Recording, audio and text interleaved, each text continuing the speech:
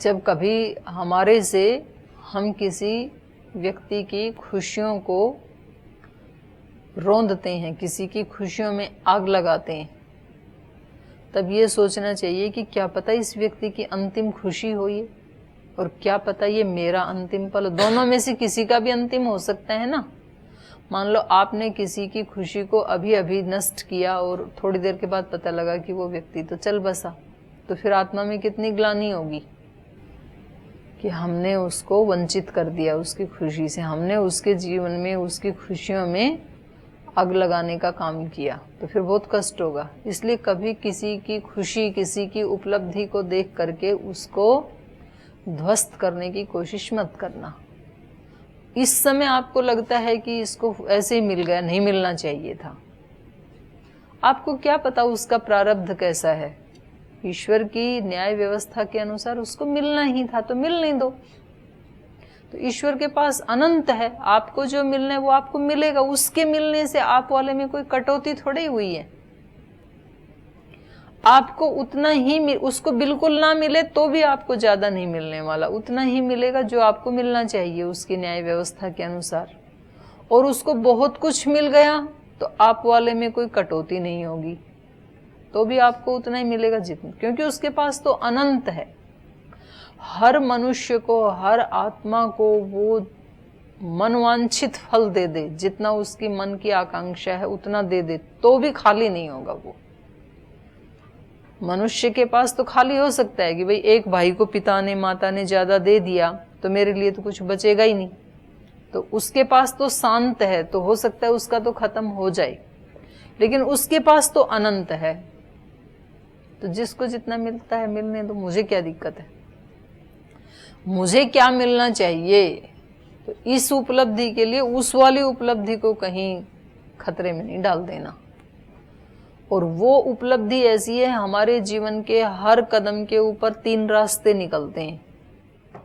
हर कदम के ऊपर एक रास्ता होता है स्वर्ग की ओर ले जाने वाला, एक होता है नरक की ओर ले जाने वाला, एक होता है अपनी आत्मा और ब्रह्म की तरफ ले जाने वाला।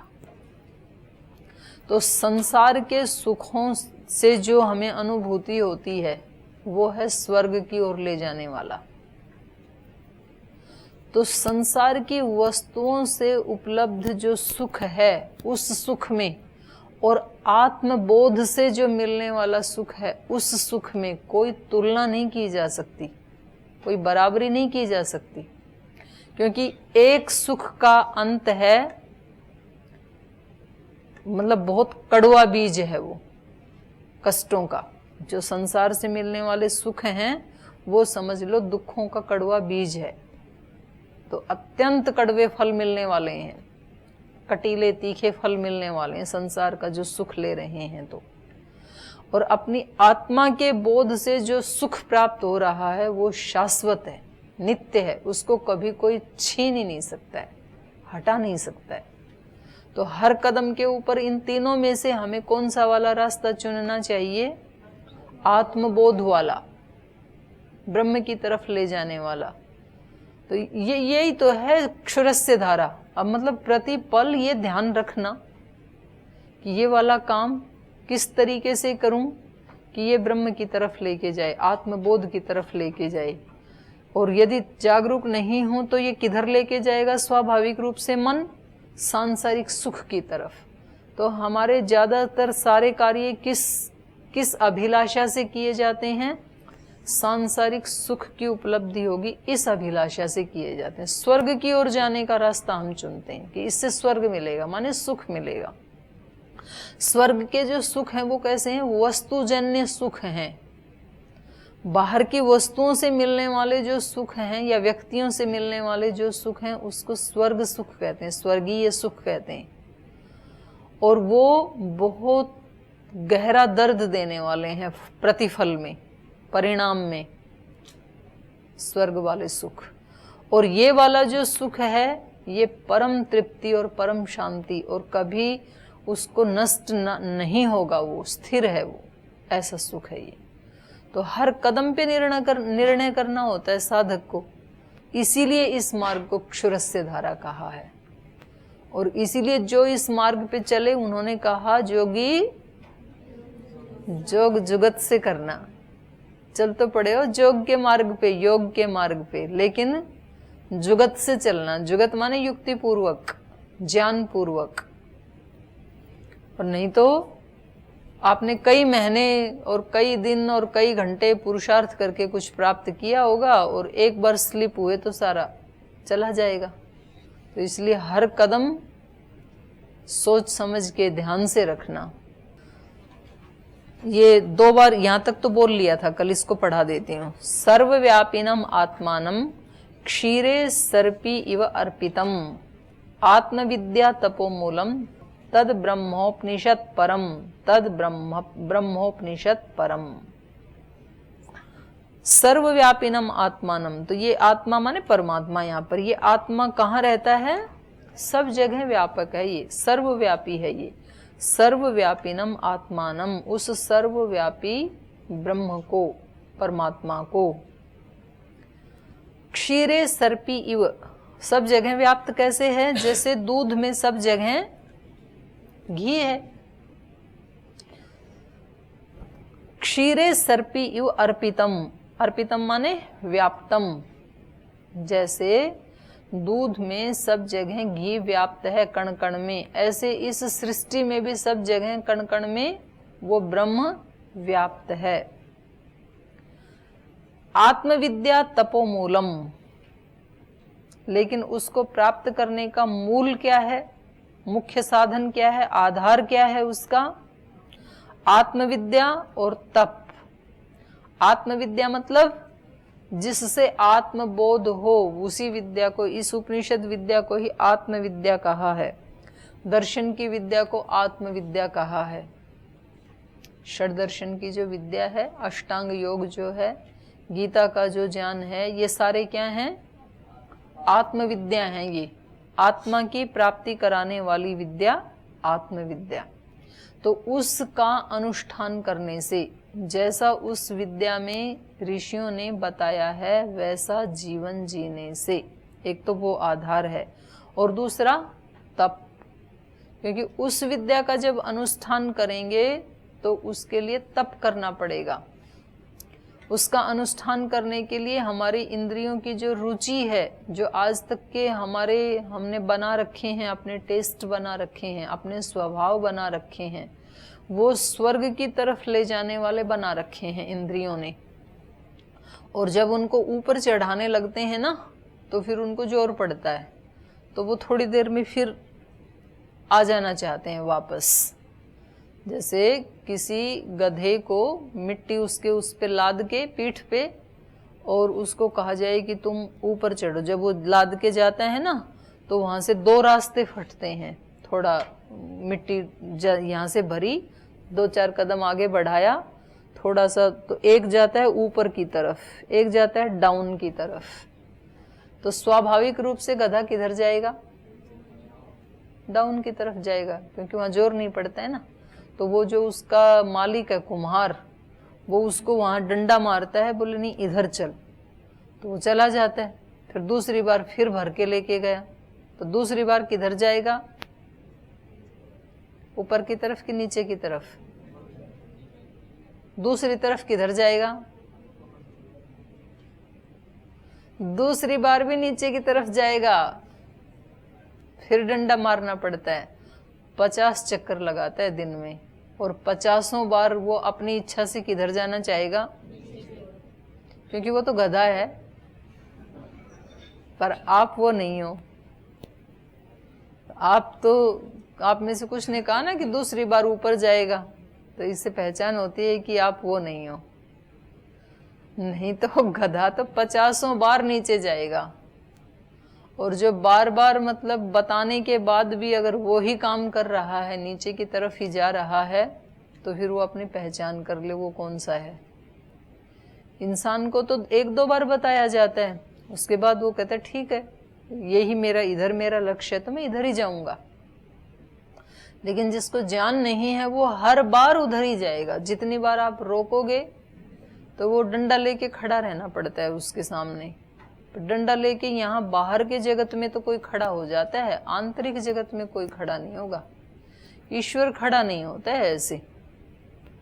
तो गुरु हमारे लिए इसीलिए महत्वपूर्ण होते हैं कि गुरु हमें बाह्य दृष्टि से रोकते हैं। तो भगवान से भी बड़े गुरु इसलिए हैं, भगवान तो नहीं रोकेंगे, गुरु रोक देते हैं। नहीं, ऐसा नहीं करना। और कभी कभी आपको बुरा लगे तो भी वो डंडा मार करके ऊपर ही चढ़ाते हैं, ऊपर ही चढ़ना, इधर नहीं जाना, ये काम। लेकिन वो भी एक सीमा तक कर सकता है। आप बाहर से तो आपको नियमों में, व्रतों में वो लगा सकता है, लेकिन आपकी आंतरिक स्थिति क्या है, मन में क्या चल रहा है, भावनाओं में क्या चल रहा है, उसको वो भी चेंज नहीं कर सकता है। वो यात्रा तो खुद ही चेंज करनी पड़ती है। और खुद अपनी जागरूकता से जब हम तप की तरफ अपनी इंद्रियों को चढ़ाने की कोशिश करते हैं, तो फिर निश्चित रूप से हम ब्रह्म को प्राप्त कर सकते हैं। तो इसलिए इन्होंने कहा आत्मविद्या तपो मूलम, उस विद्या को अभिव्यक्त करने के लिए वो जो सब जगह व्याप्त है और मेरी आत्मा में भी व्याप्त है, उसको प्राप्त करने के लिए तपो मूलम, आत्मविद्या तपो मूलम। आत्मविद्या और तप ये मूल हैं। तद ब्रह्म, ब्रह्म उपनिषद परम, ये ही परम उपनिषद है। उपनिषद मतलब रहस्य। उस ब्रह्म को प्राप्त करने का ये ही सबसे परम रहस्य है, अंतिम रहस्य है। रहस्य यही है उसको प्राप्त करने का कि जो आत्मविद्याओं का अनुष्ठान करने के लिए हमारे शास्त्रों ने हमें बताया और हमें लिख करके दे दिया, रिटर्न में दे दिया, उसको करने के लिए तपस्या करना। तो उसको तप कहें, त्याग कहें। तो भारतीय संस्कृति में तप और त्याग को सबसे ज़्यादा महत्व दिया जाता है, क्योंकि भारतीय संस्कृति ऋषियों की संस्कृति है। भारत जो है वो ऋषियों का देश है। तो यहाँ पर सबसे ज़्यादा महत्व, यहाँ किसी भोगी व्यक्ति को ज़्यादा सम्मान नहीं मिलता है, त्यागी व्यक्ति को मिलता है, त्याग करने वाले को। आपके पास 2 रोटियां हैं और एक ब्रह्मचारी आपके पास, या 2 ब्रह्मचारी भूखे हैं, और आप उन दोनों को एक एक दे के खुद भूखे रह जाएं, तब आपका यशगान होता है, तब आपको अच्छा माना जाता है। और उनको एक ग्रास भी ना दे के दोनों खुद खा जाएं, तब बुरा माना जाता है, भोग को बुरा माना जाता है। और आपकी आत्मा भी उसके लिए आपको मतलब शाबाशी नहीं देगी कि आपने बहुत अच्छा किया, इन दोनों से बचा के दोनों खा गई। ऐसा करोगे तो या तो छिप के खाओगे या इधर उधर मुंह करके खाओगे। तो वो भय उत्पन्न हो रहा है ना, लज्जा भी उत्पन्न हो रही है। सबसे ज्यादा महत्व व्यक्ति अपने शरीर को देता है।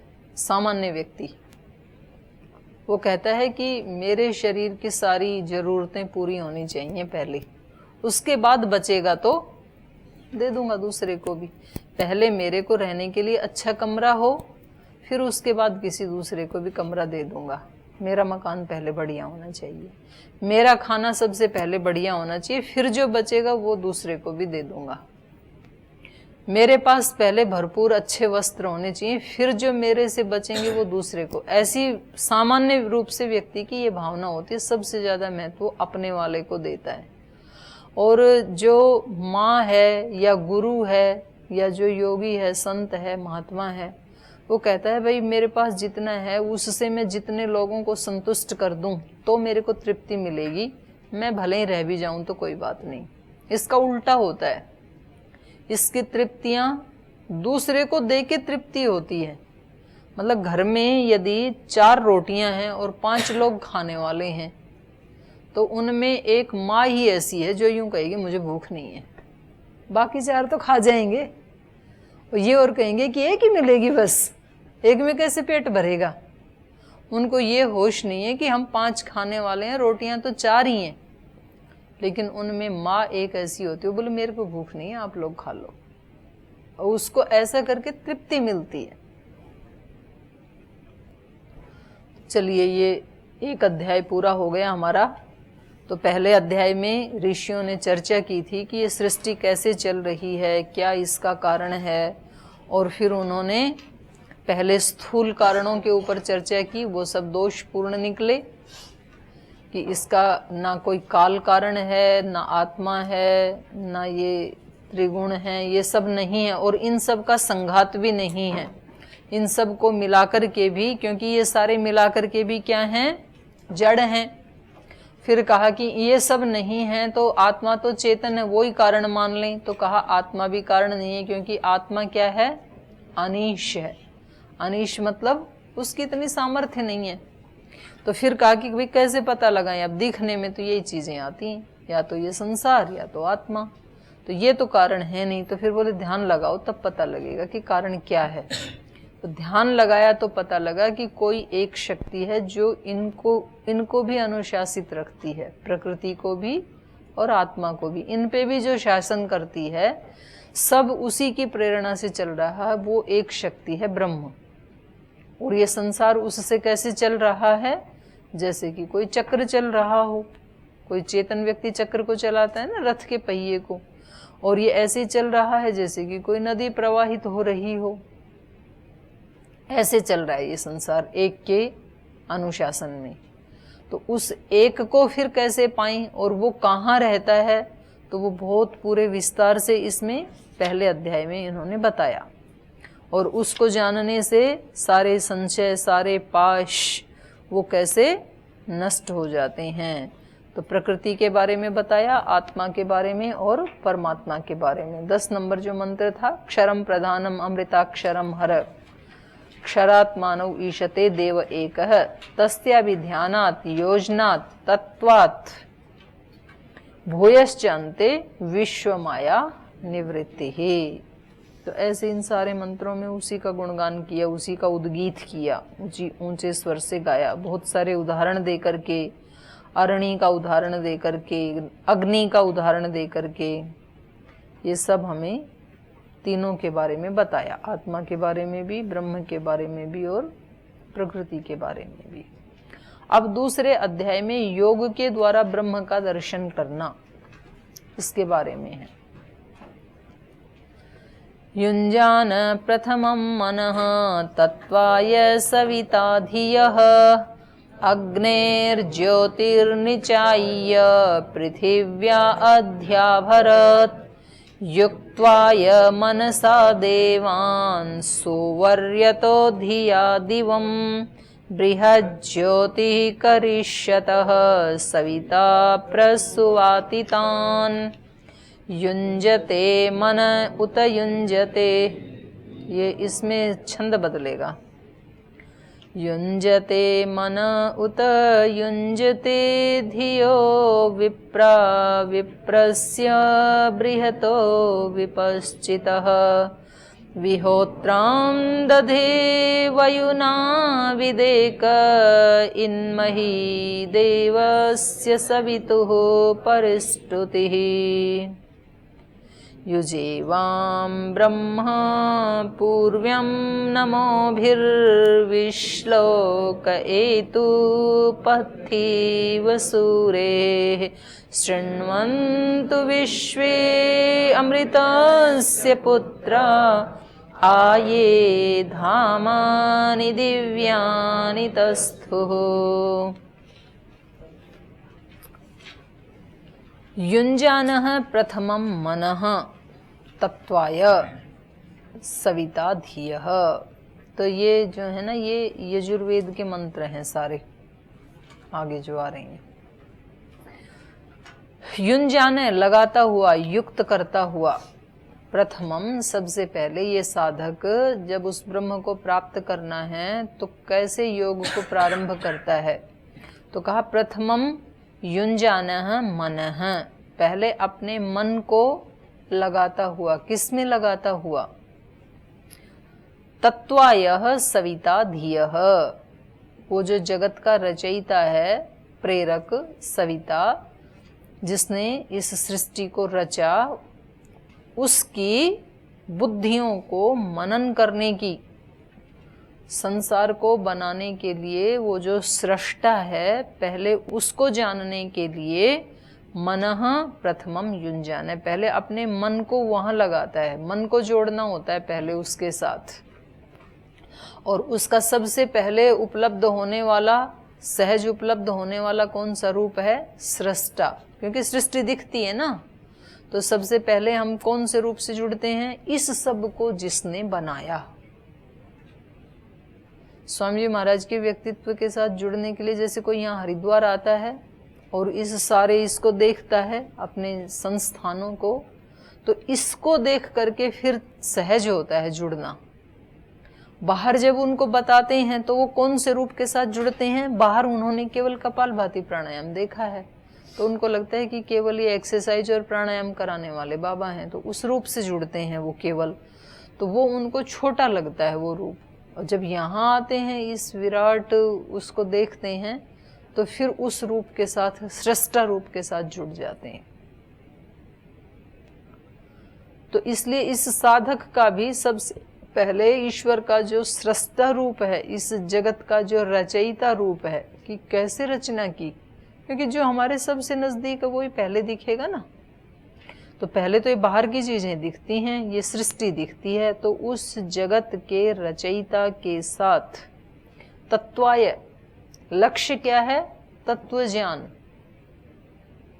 उस ब्रह्म की प्राप्ति करनी है। इसलिए उसके साथ, उस तत्व ज्ञान के लिए सबसे पहले अपने मन को लगाता हुआ, मनः तत्वाय युञ्जानः, मन को तत्व दर्शन के लिए उस सृष्टा रूप में, सविता जगत रचयिता के रूप में लगाता हुआ यह साधक अग्नेर ज्योति निचाय्यः। अग्नेः, अग्नि का मतलब है यहाँ पर ब्रह्म। अग्नेर ज्योति, ज्योति स्वरूप ब्रह्म, वो जो प्रकाश स्वरूप, ज्ञान स्वरूप, ज्योति स्वरूप, अग्नि स्वरूप जो ईश्वर है, उसमें निचाय्य, उसका चयन करके, निश्चित रूपेण चयन करके, निचाय्य मतलब ल्यप प्रत्यय हो रहा है, कत्वा, त्वा प्रत्यय को ल्यप हो रहा है, तो ल्यप, निचाय्य उसको निश्चित रूप से चयन करके, ची धातु से।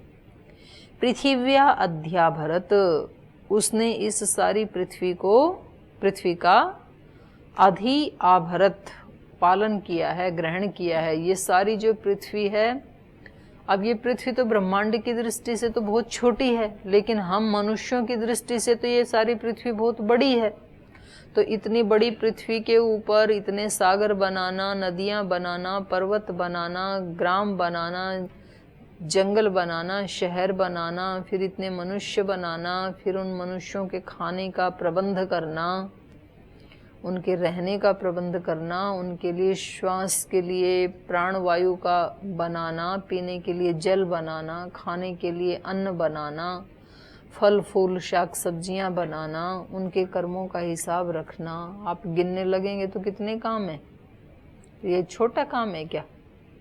एक गुरुकुल को चलाने के लिए कितने लोग लगते हैं, उनका खाना बनाने के लिए, उनके मकान बनाने के लिए। और ये इतना बड़ा पूरा पृथ्वी का, इतने सारे देश हैं, इतने सारे स्टेट्स हैं, इतने सारे मनुष्य हैं। और केवल मनुष्य ही क्यों, शेर के लिए भी प्रबंध किया है, हिरण के लिए भी किया है, हाथी के लिए भी किया है, चींटी के लिए भी किया है, और जो जल में रहने वाले हैं मछली के लिए भी किया है।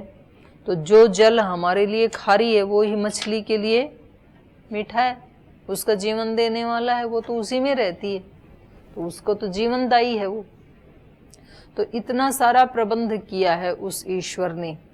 तो ये इसको देख करके ना व्यक्ति का फिर सर झुकता है। जब ये सारा प्रबंध देखता है तो फिर वो नतमस्तक होता है।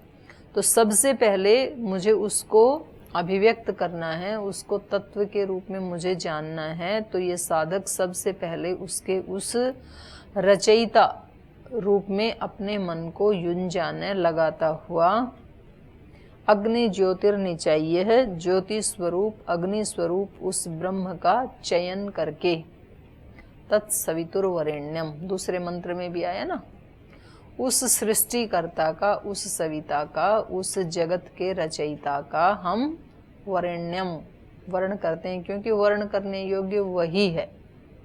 उसके अलावा जो दूसरे लोग हैं वो वर्ण करने के योग्य नहीं हैं, क्योंकि सब उससे कनिष्ठ हैं।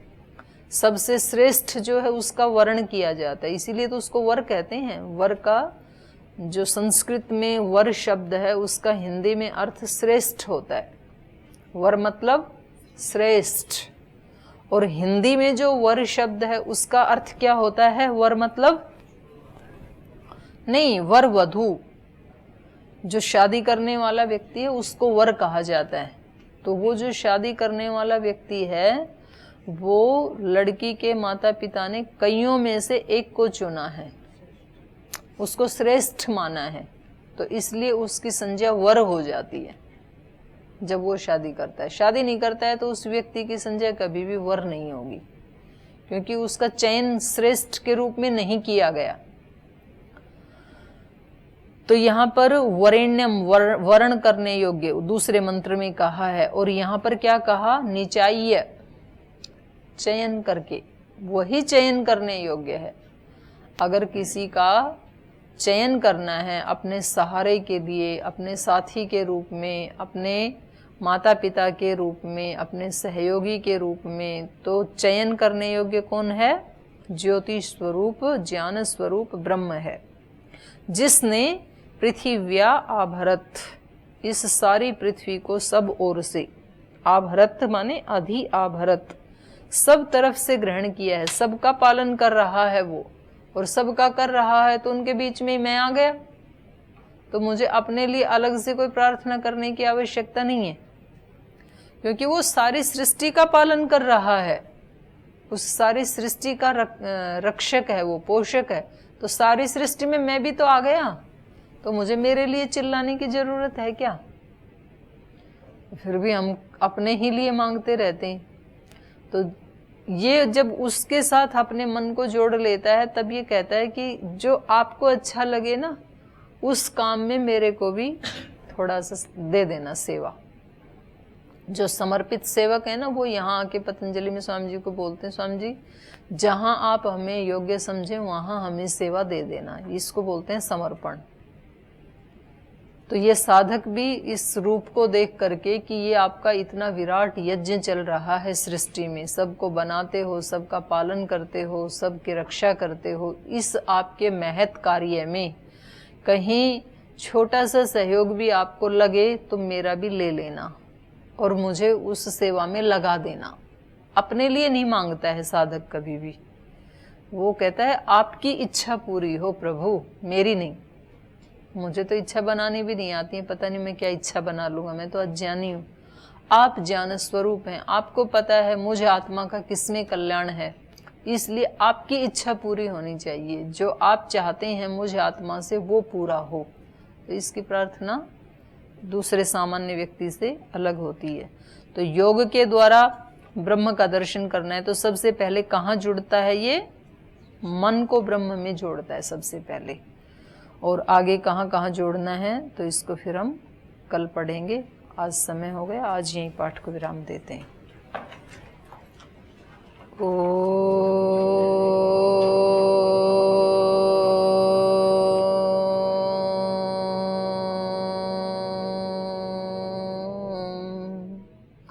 शांति शांति शांति।